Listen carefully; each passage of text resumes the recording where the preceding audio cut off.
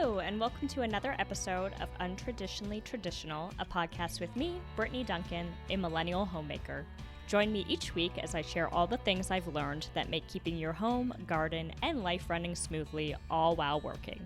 If you are enjoying the podcast, please be sure to subscribe in your favorite podcasting app so you get the episodes downloaded straight to you every Monday. Now, on to today's episode. Hello, welcome back to another episode of Untraditionally Traditional, a millennial homemaker.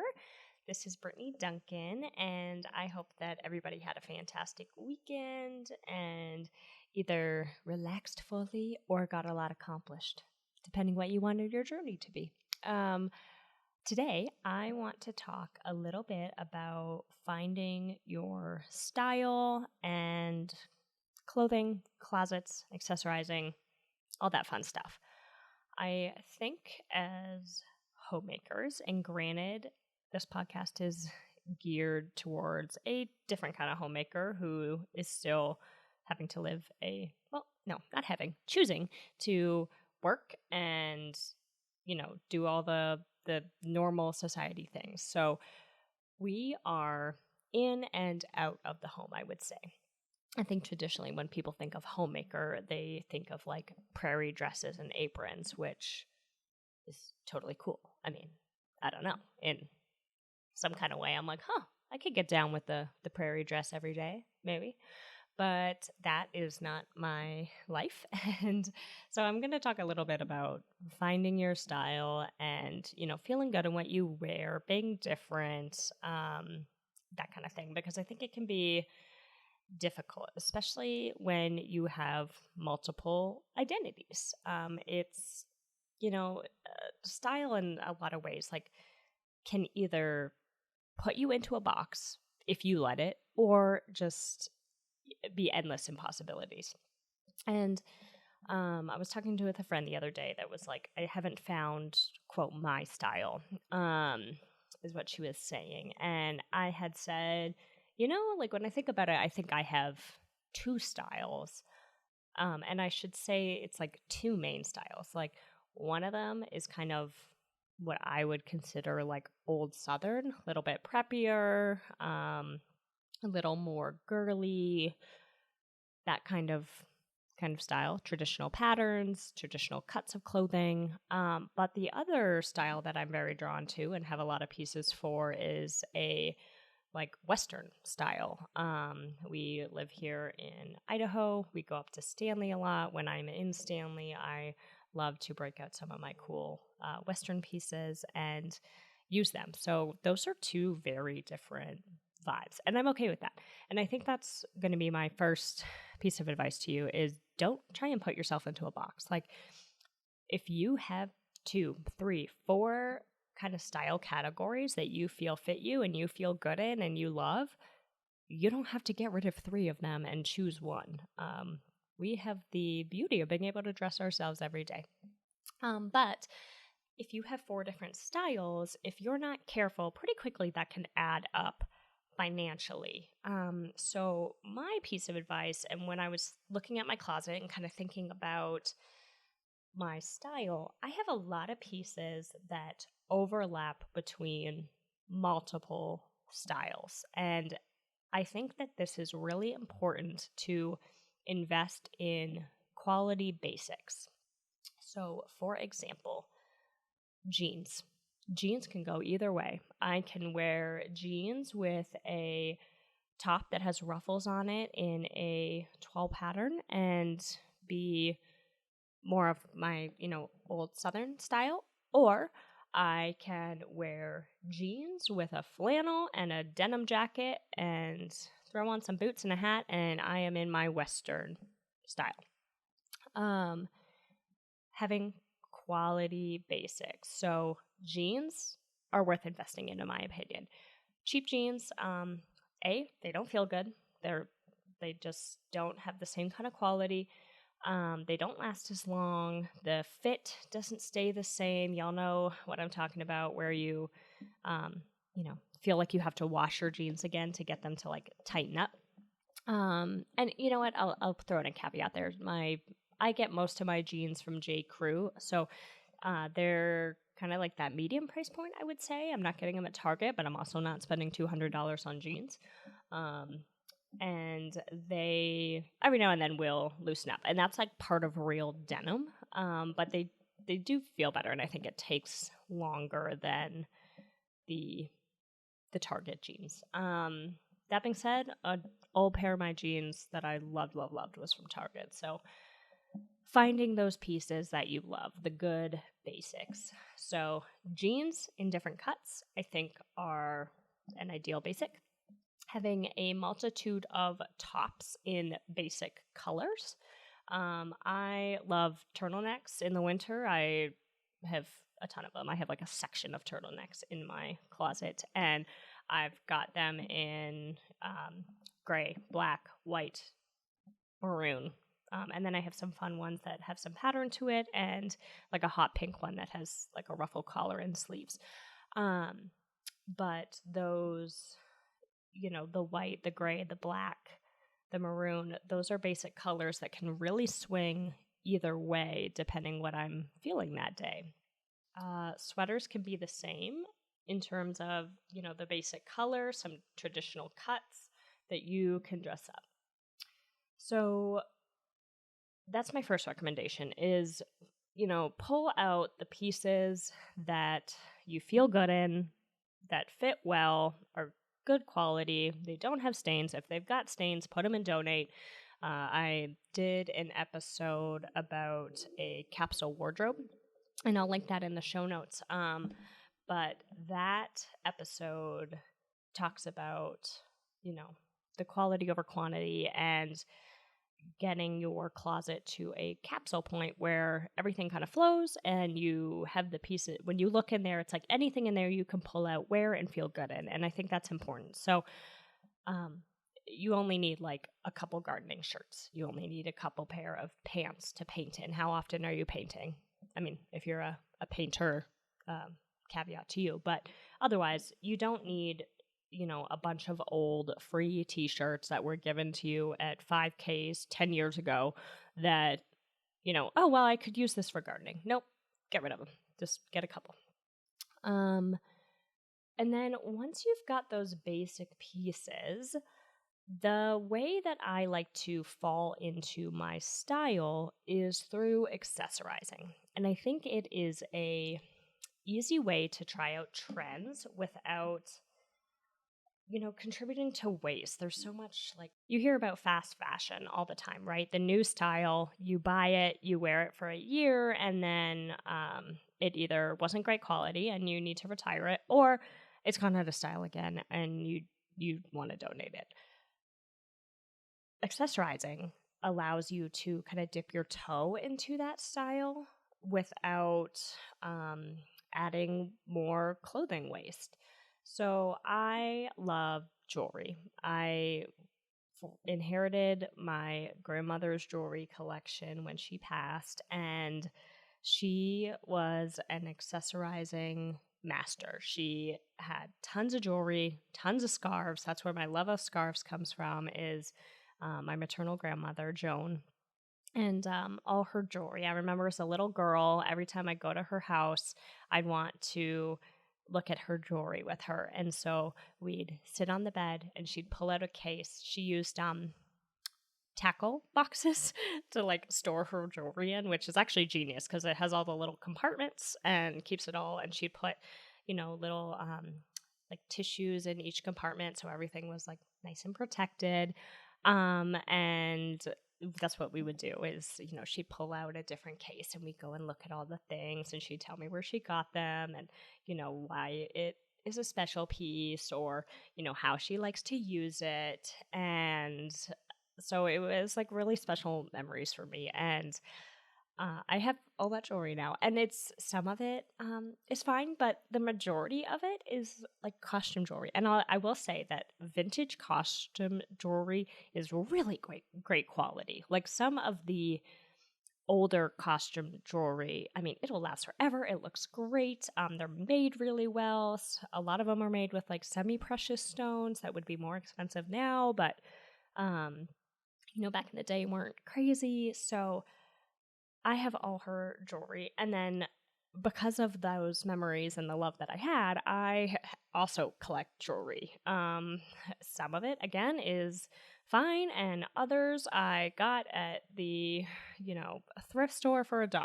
And it just allows me to have fun and play with my accessories. So that's my first tip, is pick up jewelry when you see it, and if it feels fun and you get a little spark of joy, go ahead and get it. I think fashion and your style comes from confidence. And at some point, I think we just have to put down other people's expectations and, oh, I don't know if I can pull that off, or I'm not cool enough to wear that, or all the little negative things that run through our head, and say, the hell with that, and own it.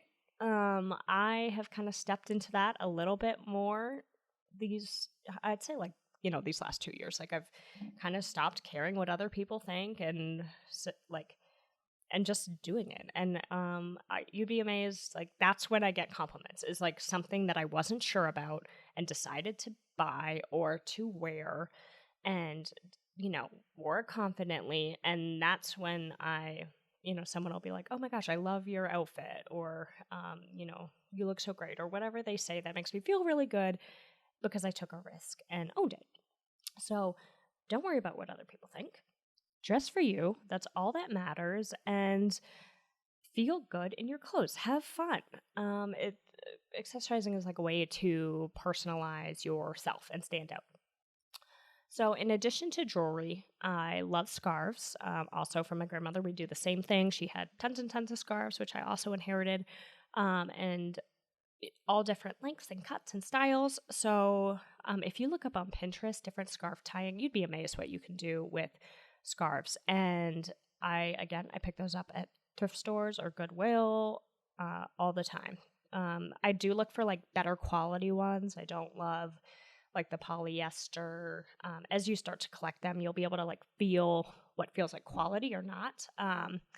And like part of that is just to like hold it up to your neck. And if it feels like scratchy and gross, you're not going to want to wear it. You're going to buy it, even if it's a really pretty pattern. But unless you're wearing a turtleneck, you're not going to wear it because it is scratchy and doesn't feel great. So that's something to consider as well. And then hats. I love hats. I have started kind of building out a hat collection, which is really fun out here in Idaho in the West. I can do that. But even if you are in New York, you want to wear a hat, you wear a hat. Just own it. And then shoes are the other one. And shoes are another area where I say quality over quantity. With shoes, I think more than anything, probably shoes and handbags, you really get what you pay for. But shoes especially, they're on your feet, they're up against dirt and pavement and hard stuff, and you walk in them. And if you buy cheap shoes, they're not going to last. You might get like half a season out of a shoe from Target if you're wearing it regularly. And it's probably not that comfortable. I am at a point in life where I think I'm getting old, and I'm like, my feet being comfortable is important to me, like more so than fashion, which I cringe a little bit saying, but it's like, I want to be comfortable. And I don't think that you have to give up comfort in order to look great. You just have to be a little bit more choosy, and it might take you a little bit longer to find the perfect nude pump or the booty that feels good that you could walk miles in. But with your shoes, don't sacrifice quality and comfort. Okay, so those are kind of like the basic staples that I recommend. Once you've got that, your kind of base, then you can start to trickle in those fun pieces. Now, caveat here, and this might not be for everybody, but this is what I do. I don't believe in contributing to fast fashion. I think the clothes are poorly made. They're made overseas. They're made with, poly blends and, just fabrics that aren't great quality. So what I do to find my fun pieces, and it was part of my New Year's resolutions for this year, was that I don't want to buy any new clothing this year, unless something happens. Like if I rip my jeans, I'm going to go to J. Crew and get a replacement pair of jeans. But Other than that, I am trying to buy all of my clothes either secondhand or on from like consignment, which is still secondhand. So, and it has really opened my eyes. We're only in February, so I've been doing this for a month now. And in the last month, I have picked up some really cool pieces from Goodwill and other thrift stores that are so cheap. And fun. And this is where I can play and I don't have to feel guilty. Like I'm not going and spending $50 on a shirt that is kind of out there that in a year might not be my vibe anymore. And these pieces, I swear I get more compliments on than any others. Because they're different, because I am like at Goodwill or a thrift stop or consignment, you're gonna find different clothing that isn't the same as what everybody else is wearing. It's not the lookbook for 2024 that, every brand is carrying kind of the same thing with a different flair. You can branch out a little bit. And you can find some really great quality stuff secondhand. You'd be amazed. I mean, you go to Goodwill and I'll say, like any kind of thrifting or buying secondhand, the trick to getting good quality is to go a lot. But you can go there and find 100% cashmere for $7.99. That does not exist elsewhere. You can find silk. You can find denim. You can find leather. You can find, again, good quality pieces that new would be 5, 10, 20 times the price. It's just keeping your eye out and being open-minded and trying things on, seeing what works, seeing what doesn't. But yeah, I've found some really great pieces lately that were secondhand.